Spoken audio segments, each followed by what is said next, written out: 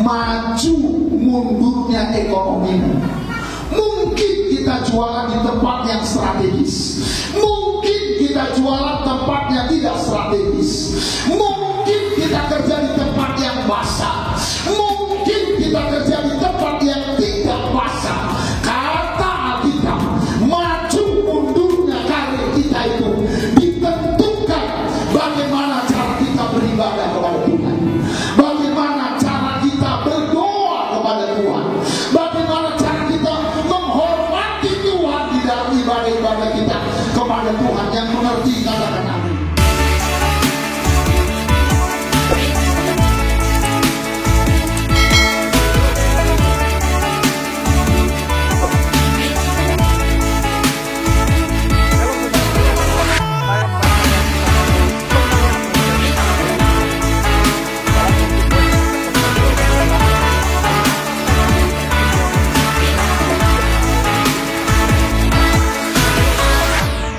Berbicara sedikit sejarah, tapi jangan alergi dulu saudara, karena ini penting sekali. Karena sudah lebih dari 1 abad, maka saksi mata yang menyaksikan langsung betapa dahsyatnya pencurahan Roh Kudus yang terjadi di Azusa Street sudah meninggal. Dan kita hanya dapat mengetahuinya dalam catatan-catatan peristiwa serta bukti sejarah pada waktu itu. Salah satunya yang ditulis dalam buku 100 peristiwa penting dalam sejarah kekristenan, tercatat bahwa Harian Los Angeles Times hari Rabu tanggal 19 April 1906 memberitakan sebuah pertemuan diadakan di sebuah pondok yang hampir rubuh di Azusa Street. Dan para pengikut doktrin-doktrin yang mengerikan ini mempraktekkan upacara-upacara paling fanatik, mengkhotbahkan teori-teori liar, dan memaksakan mereka sendiri dalam keadaan kegembiraan yang tidak waras dengan semangat mereka sendiri. Nah saudara, publisitas negatif semacam ini malah sesungguhnya membantu mengumpulkan massa. William Seymour tiba di Los Angeles di bulan Februari tahun 1906. Dan dia mulai berkhotbah serta membangun pelayanannya di Azusa Street. Penantian akan pencurahan Roh Kudus terjawab.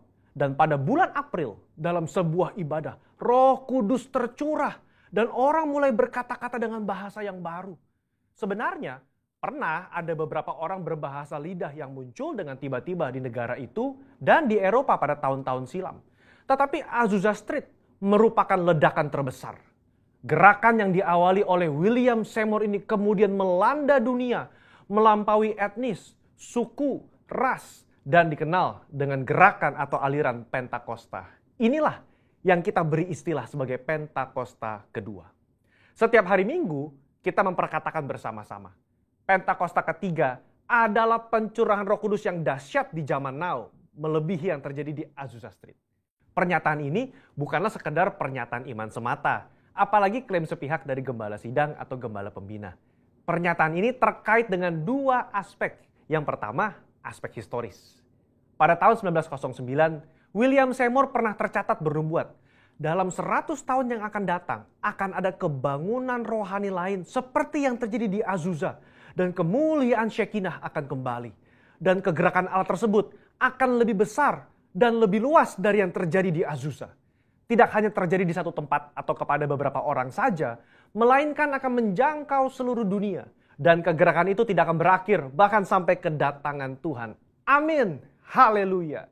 Dengan menyampaikan secara gamblang dan terbuka nubuatan yang beliau terima, menjadi bukti bahwa pernyataan Pentakosta ketiga lebih dahsyat dari yang terjadi di Azusa Street, bukanlah klaim sepihak dari pihak kita, melainkan sudah menjadi janji, rencana, dan kehendak Tuhan.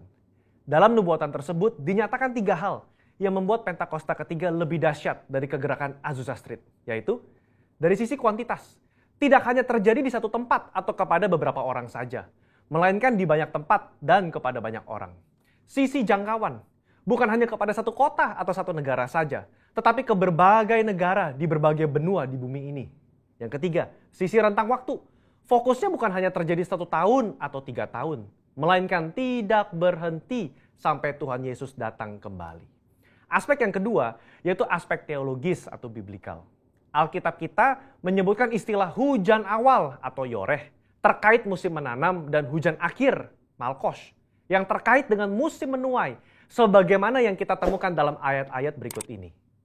Berdasarkan prinsip hujan awal dan hujan akhir, dapat kita pahami bahwa hujan awal pencurahan Roh Kudus mengawali kelahiran gereja. Dan hujan akhir pencurahan Roh Kudus mengawali penuaian jiwa terbesar dan terakhir sebelum kedatangan Tuhan Yesus yang kedua kali. Hujan akhir pencurahan Roh Kudus jauh lebih dahsyat daripada hujan awal. Karena penuaian jiwa-jiwa yang terjadi jauh lebih besar. Bradley Truman Noll dalam bukunya berkata, konsep hujan akhir memberikan struktur kepada kisah kegerakan Pentakosta kita bahwa akan datang pencurahan Roh Kudus yang dahsyat sebelum kedatangan Tuhan Yesus kali yang kedua. Kita sekarang berada di era di mana hujan akhir itu sedang dicurahkan.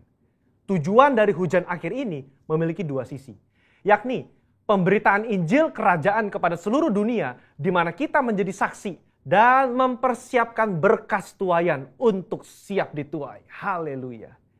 Jika kita memperhatikan aspek historis dan aspek teologis di atas, kita memiliki dasar untuk mengatakan bahwa gerakan Pentakosta ketiga terjadi dalam dimensi yang jauh lebih besar dari Azusa Street.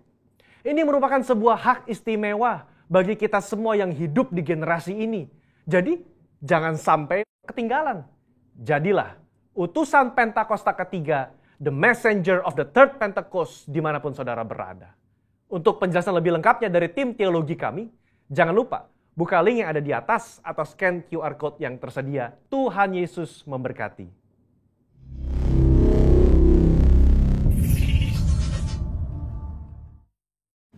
Kita buka kitab kita dari kitab 1 Timotius pasal 6 ayat 6.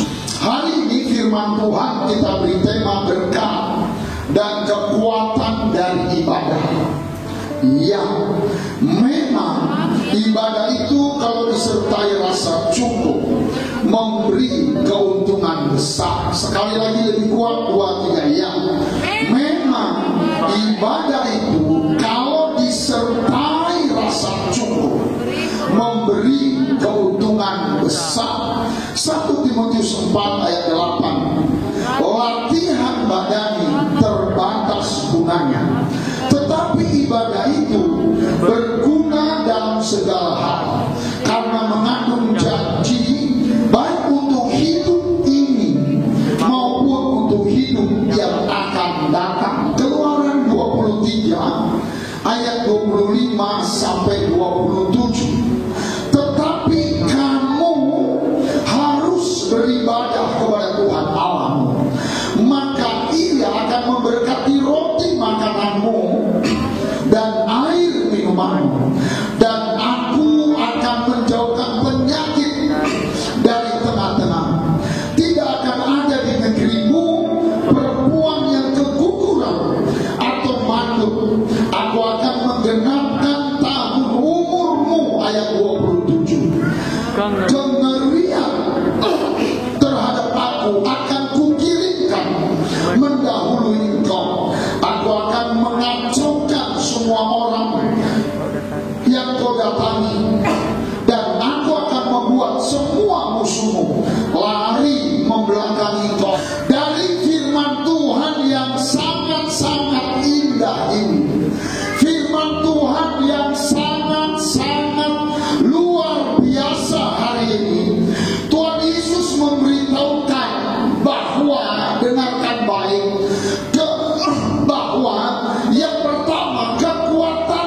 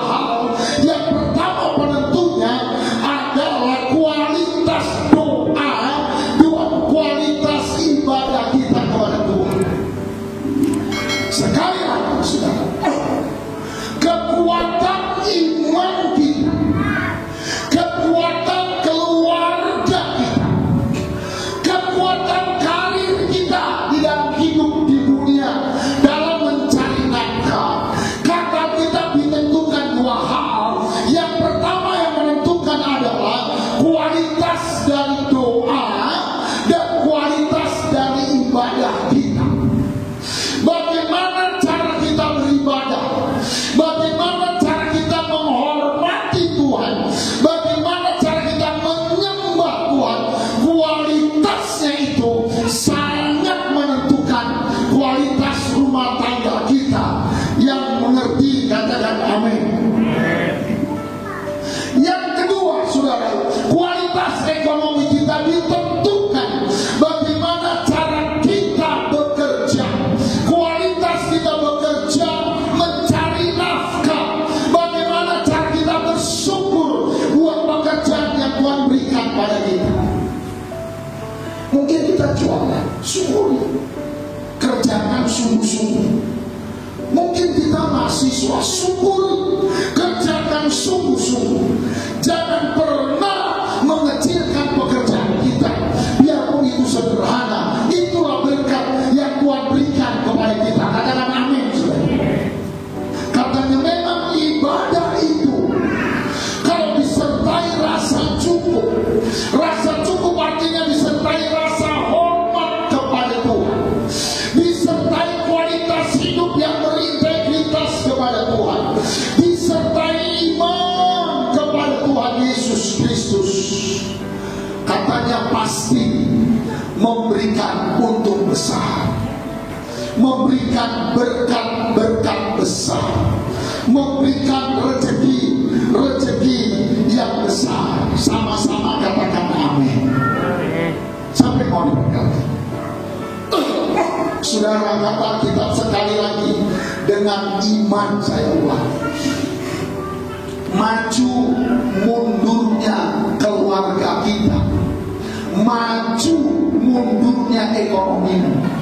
Mungkin kita jualan di tempat yang strategis, mungkin kita jualan tempat yang tidak strategis, mungkin kita kerja di tempat yang basah, mungkin kita kerja di tempat yang tidak basah.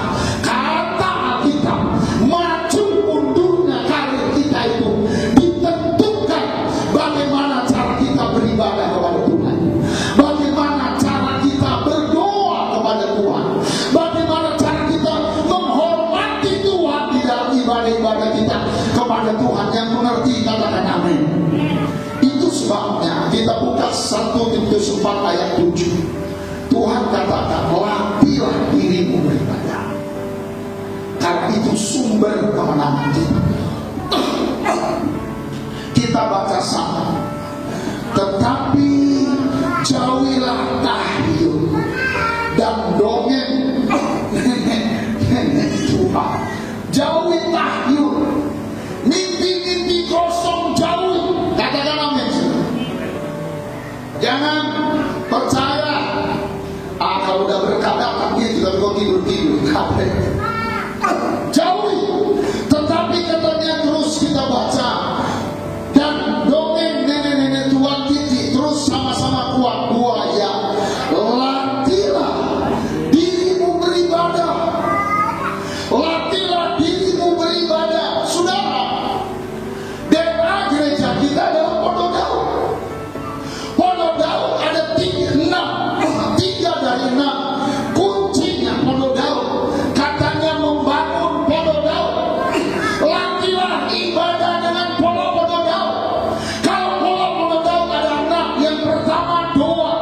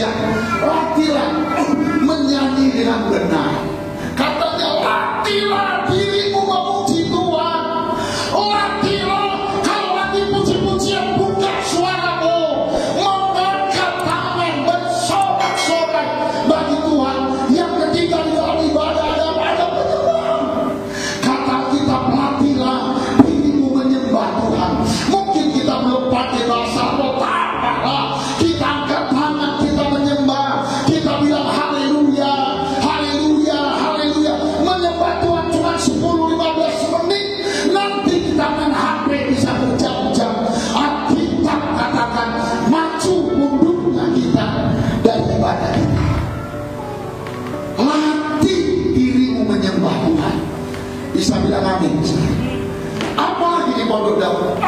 Yang keempat, modul Daud itu firman Tuhan. Latih dirimu, biasakan membaca Alkitab, mendengar firman Tuhan, mencatat firman Tuhan, memperkatakan firman Tuhan, dan melakukan firman Tuhan. Karena maju mundur kita, kata Mazmur pasal 1, yang kesukanya Taurat Tuhan, apapun yang dikerjakannya berhasil. Bapak Ibu, biasakan latih mendengar firman. Catat. Ada orang dengan firman dia main-main, lama firman. Paling lama 50 menit. Kalau udah 1 jam gak hebat, sering kali 30 menit. Tetapi kita latih dirimu beribadah. Apalagi yang kelima, saudara, berkorban. Latih dirimu berkorban. Latih memberi persekutuan. Minggu ini bohong, minggu depan latih lagi.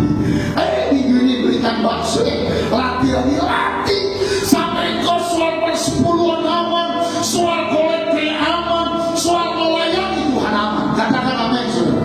Ada orang 10 tahun jadi jemaat, 20 tahun jadi jemaat, 5 tahun jadi jemaat, perpuluhannya tidak pernah lulus, saudara. Kenapa? Karena engkau tidak mau melatih dirimu beribadah. Kata kita latih supaya kita diberkati Tuhan. Yang keenam, yang terakhir dari pondok Daud adalah membawa jiwa-jiwa. Latih, ajak kawan. Kalau gak ajak kawan, WA kawan, yuk besok ibadah di tempat kami. Mau dijemput atau mau jemput aku? Latih bawa jiwa. Jangan cuma melenggang sendiri, bawa jiwa. Latihlah dirimu beribadah. Itu sebabnya kata Tuhan melalui Rasul Paulus, memang ibadah itu kalau disertai dengan integritas, disertai dengan rasa cukup, disertai dengan kualitas yang baik, supaya bisa berkualitas baik, latihlah dirimu beribadah. Maka ibadah itu, kata kita, akan selalu memberi keuntungan besar buat kita, memberi keuntungan buat pertumbuhan iman kita, memberi keuntungan buat pernikahan kita, memberi keuntungan buat pekerjaan, buat bisnis, buat usaha kita. Yang mengerti katakan amin. Saudara, relakanlah hati. Yuk kita sama-sama latih beribadah. Bisa bilang amin. Latihlah berdoa dengan iman. Latihlah memuji-muji Tuhan. Amin. Latihlah menyembah dengan mengangkat tangan dan berkata engkau baik. Bahwasannya untuk selama-lamanya engkau baik. Latihlah mendengar firman dengan fokus. Bawalah catatan, catatlah firman. Latih melakukan. Latih berkorban. Amin, saudara. Latih memberi persembahan dengan baik. Persembahan gak jadi stres buat kita. Ada orang udah persembahan stres. Latih, saudara. Kemudian latih membawa jiwa, mengajak jiwa. Harus telepon, lo nggak 2 minggu orang merawat ya lo. Latih. Kata kita, kalau kita betul-betul terlatih, maka ibadah itu akan menjadi sumber keuntungan buat Tuhan. Bisa bilang saja.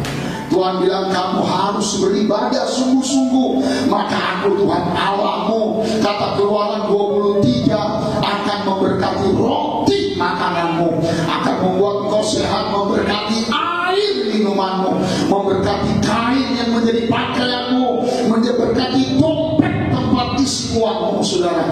Dan Tuhan menolong kita. Hari ini kita dengan cepat mau belajar beberapa hal yang harus kita perhatikan saat kita beribadah. Bisa bilang amin? Yang pertama, saat kita beribadah, kita perhatikan Keluaran pasal 5 ayat 1 dan ayat 3. Ya, kemudian Musa dan Harun pergi menghadap Firaun, lalu berkata kepadanya, beginilah firman Tuhan Allah Israel, biarkanlah umatku pergi untuk mengadakan perayaan bagiku di padang gurun. Katanya, ingat, biarkan umatku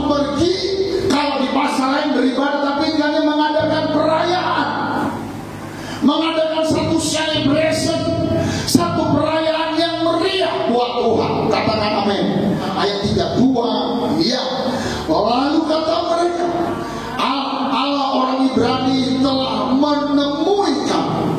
Izinkanlah kiranya kami pergi ke padang gurun 3 hari perjalanan jauhnya untuk mempersembahkan atau beribadah, mempersembahkan korban kepada Tuhan Allah kami, supaya jangan nanti mendatangkan kepada kami apa? Corona, penyakit sampar dan pedang. Jadi dalam perayaan itu bukan hanya meriah, tapi kita harus memberi korban-korban persembahan kepada Tuhan. Mari kita baca pasal 10. Jadi saudara, di pasal 5 dijelaskan, biarkanlah umat itu pergi 3 hari perjalanan jauhnya, supaya mereka menyelenggarakan ibadah, menyelenggarakan perayaan, menyelenggarakan satu perayaan yang luar biasa. Karena itu sebuah perayaan. Lihat wajah Bapak.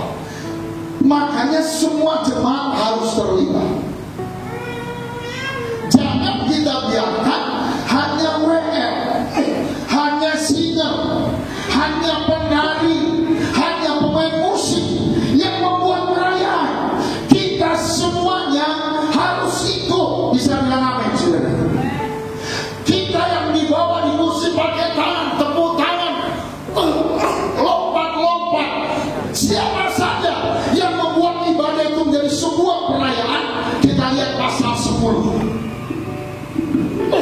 ayat 8 dan ayat 9. Ya, lalu Musa dan Harun dibawalah kembali kepada Firaun, dan berkatalah Firaun kepada mereka, pergilah, beribadah atau buatlah perayaan kepada Tuhan Allahmu. Siapa-siapa sebenarnya yang akan pergi itu? Jadi kata Firaun, siapa-siapa? Kalau kalian ibadah, siapa-siapa orangnya yang harus beribadah? Mari kita baca sama. Ayat 9, semua kuat-kuat. 2, ya. Jawab Musa, kami hendak pergi dengan orang-orang muda. Orang-orang muda harus beribadah sekuat-kuatnya. Katakan amin. Dan orang-orang yang tua. Betul kan? Orang-orang tua, kita harus datang beribadah. Terus siapa lagi katanya? Dengan anak-anak lelaki kamu, anak-anak laki-laki, semua suruh ke gereja beribadah kepada Tuhan. Bisa bilang amin? Anak-anak laki-laki, jangan biarkan dia nonton TV sendiri. Terus, dan anak-anak perempuan, anak-anak perempuan semua beribadah. Harus rajin beribadah. 2, ya, dengan kambing domba kami. Kambing domba itu dibawa beribadah. Itu menjadi persembahan kepada Tuhan. Terus kita baca selanjutnya, dan lembu sapi kami. Jadi kambing domba, lembu sapi, artinya harta kita, rumah kita, mobil kita, kereta kita, sepeda kita, sepatu kita harus dibawa beribadah memuji Tuhan.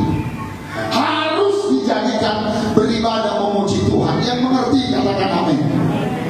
Terus kita baca, sebab kami harus mengadakan apa? Perayaan bagi Tuhan. Dompetnya bawa. Bapak Ibu, lihat wajah Bapak sih. Itu sebabnya banyak gereja kita harus setia. Ada kor pemuda, dia latihan hari Sabtu nyanyi memuji Tuhan. Ada kor ibu-ibu nyanyi beribadah. Itulah sebuah perayaan.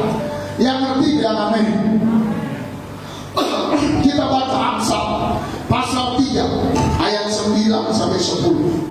Ya, muliakanlah Tuhan dengan hartamu dan dengan hasil pertama dan segala penghasilan, supaya ayat 10, maka lumbung-lumbungmu akan diisi penuh oleh Tuhan sampai melimpah-limpah, dan bejana pemarahanmu akan meluap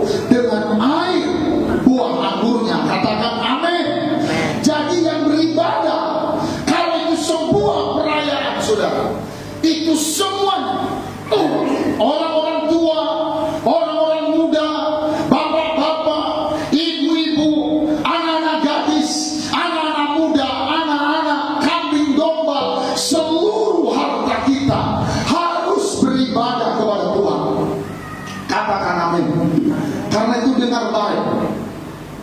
Dengar baik dan tangkap. Buatlah di rumahmu ada doa, ada ibadah. Puji Tuhan, kau dikasih Tuhan rumah. Ada yang milik pribadi, ada yang kontrak. Amin, saudara. Bersyukur kita bisa di situ. Dengar baik. Kata Tuhan, muliakanlah Tuhan dengan rumahmu, dengan hartamu.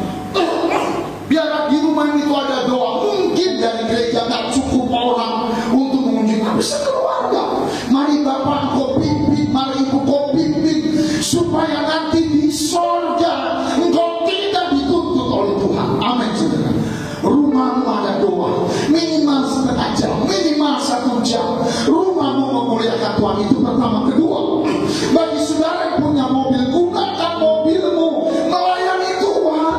Usahakan hari Minggu jemput orang, jemput pelayanan, supaya hartamu itu memuliakan Tuhan. Maka lumu-lumu akan dipenuhi. Sepeda motormu gunakan memuliakan Tuhan. Jemput kayak 1-2 orang. Kalau nggak antar 1-2 orang. Kita rindu di jemaat Dele ini ada punya sepeda motor. Ngomong ini Pak Gembala, tolong ditaruh di warga gereja. Aku punya sepeda motor. Kalau ada yang pulang gereja nggak ada angkotnya, biar aku yang antar. Nggak usah kayak aku antar. Gunakan sepeda motormu itu memuliakan Tuhan. Mobilmu gunakan memuliakan Tuhan. Jangan begini dengan baik. Ada orang ibadah yang nanti Bapak supaya 10.000 cukup. Tidak begitu ibadah. Karena kita kambing domba di bawah, lembu sapi di bawah, harta kita di bawah. Semuanya untuk mengadakan celebration, puji-pujian, penyembahan bagi nama Tuhan. Katakan amin. Bukan hanya itu. Roma berkata, muliakanlah Tuhan dengan tubuhmu, dengan akal budimu.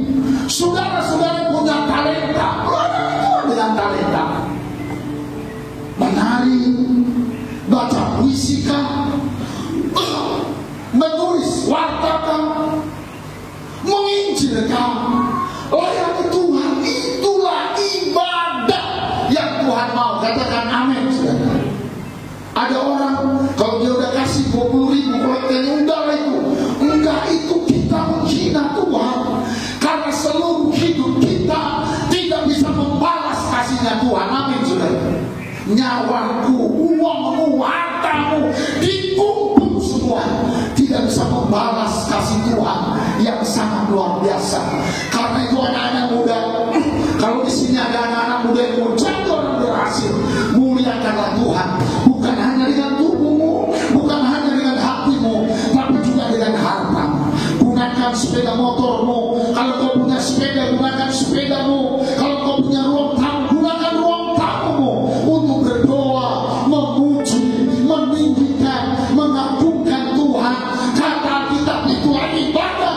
Kalau kamu beribadah dengan rasa cukup, akan selalu memberi keuntungan bagimu. Engkau jualan petek-petekmu, ku berkati, kata Tuhan. Engkau mengajar, engkau ku berkati. Engkau jualan durian-durian, ku berkati. Yang penting ada amin. Kita tepuk tangan buat Tuhan Yesus. Mari kita lihat Ulangan 16 ayat 16. Ya, 3 kali setahun setiap orang laki-laki atau perempuan di antaramu harus menghadap hadirat Tuhan Allah ke tempat yang akan dipilihnya, yakni pada hari raya roti tidak beragi, pada hari raya 7 minggu, dan pada hari raya pondok daun. Katakan amin. Setelah titik baca sama, janganlah ia menghadap hadirat Tuhan dengan tangan hamba. Katakan amin. Katakan 3 kali setahun kamu harus mengadakan perayaan-perayaan bangsa Israel. 7 hari raya. Dari 7 hari raya minimal 3 kali kau harus menghadap Tuhan. Kita ada Natal, ada Paskah, ada hari Pentakosta. kau harus menghadap Tuhan, beribadah, memuji-muji Tuhan, menyembah Tuhan sungguh-sungguh. Dan Alkitab katakan, jangan kau datang dengan tangan hampa.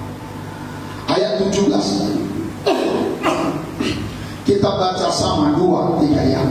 Tetapi masing-masing dengan sekedar persembahan sesuai dengan berkat-berkat yang diberikan kepadamu oleh Tuhan Allah. Katakan amin. Alkitab katakan, kalau kita diberi banyak, bawalah banyak kepada Tuhan. Kalau kita diberi sedikit, bawalah sedikit kepada Tuhan. Tapi kata Alkitab, muliakanlah Tuhan dengan harta.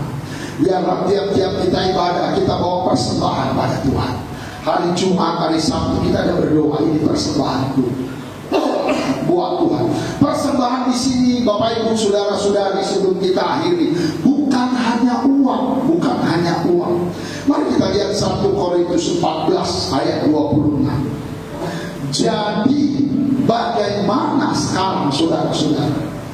Bila mana kamu berkumpul atau beribadah, hendaklah tiap-tiap orang mempersembahkan sesuatu.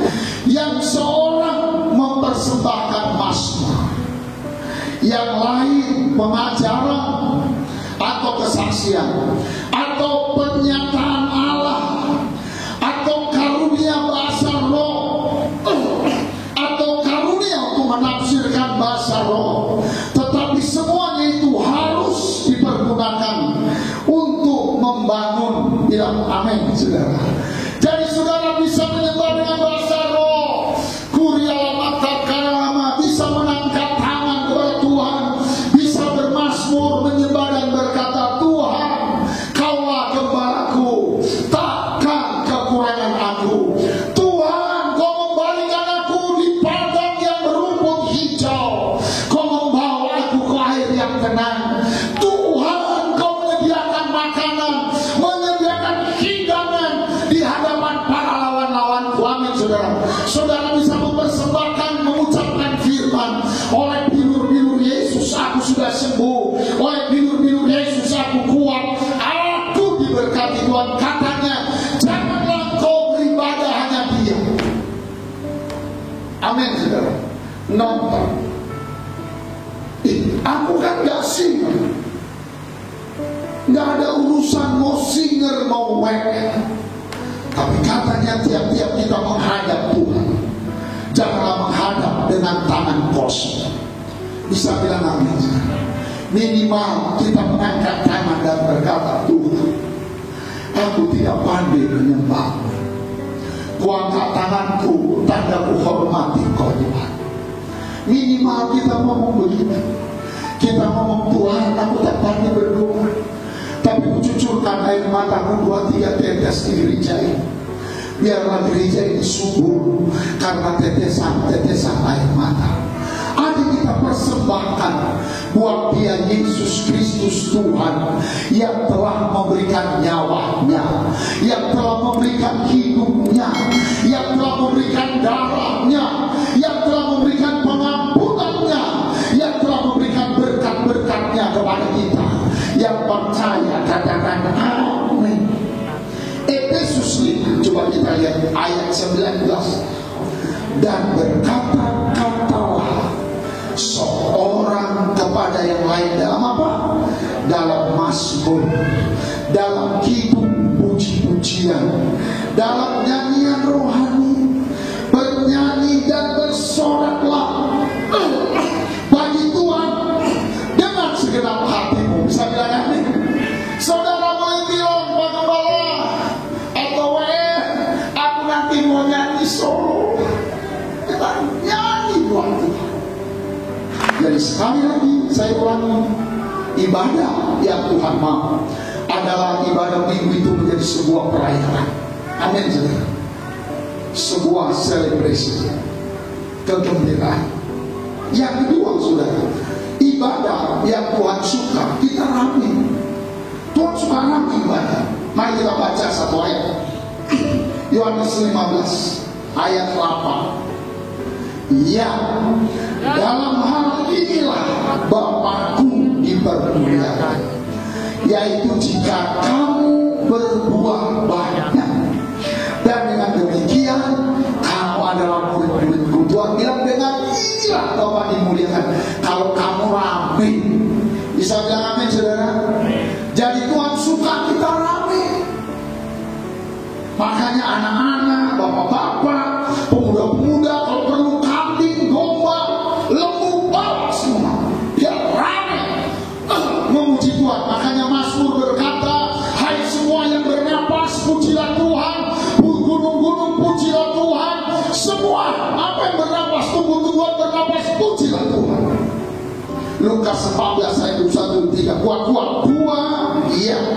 Maka kembalilah hamba itu dan menyampaikan, lalu murka tuan rumah itu dan berkata kepada hambanya, pergilah dengan segera ke segala jalan dan ke lorong kota, dan bawalah kemari orang-orang miskin dan orang-orang cacat dan orang-orang buta dan orang-orang lumpuh. Ayat 22 semua dua ya. Kemudian hamba-hamba itu melaporkan, Tuhan, apa yang Tuhan perintahkan itu sudah dilaksanakan. Tetapi sekalipun demikian masih ada kursi yang kosong. Oh iya, masih ada tempat. Ayat 23 ya. Lalu kata Tuhan itu kepada hambanya, pergilah ke semua jalan dan lintasan dan paksa orang-orang yang ada di situ masuk, karena rumahku harus apa katanya? Itu sebabnya kalau doa Senin undang kawan pemuda. Doa harus penuh. Bisa bilang amin, saudara? Jadi cara beribadah yang kedua, rumah harus penuh. Katakan amin. Kita berdiri sama-sama. Bapa, di dalam nama Yesus, terima kasih buat firman-Mu, buat kebenaran-Mu yang sungguh sangat luar biasa. Kami sungguh-sungguh berterima kasih kepada Tuhan. Kami mau belajar beribadah. Memang ibadah itu kalau disertai rasa cukup selalu memberi keuntungan yang besar. Tuhan, Kau berkati kami dengan sangat luar biasa. Kau jamah, Engkau pelihara kami Tuhan. Berkati hamba-Mu dan anak-anak-Mu Tuhan. Biarlah kami mau berlatih beribadah. Kami mau belajar berdoa, mau berlatih memuji, meninggikan, mengagungkan Tuhan yang luar biasa. Tuhan berkati semua kami mau berkati dalam nama Yesus.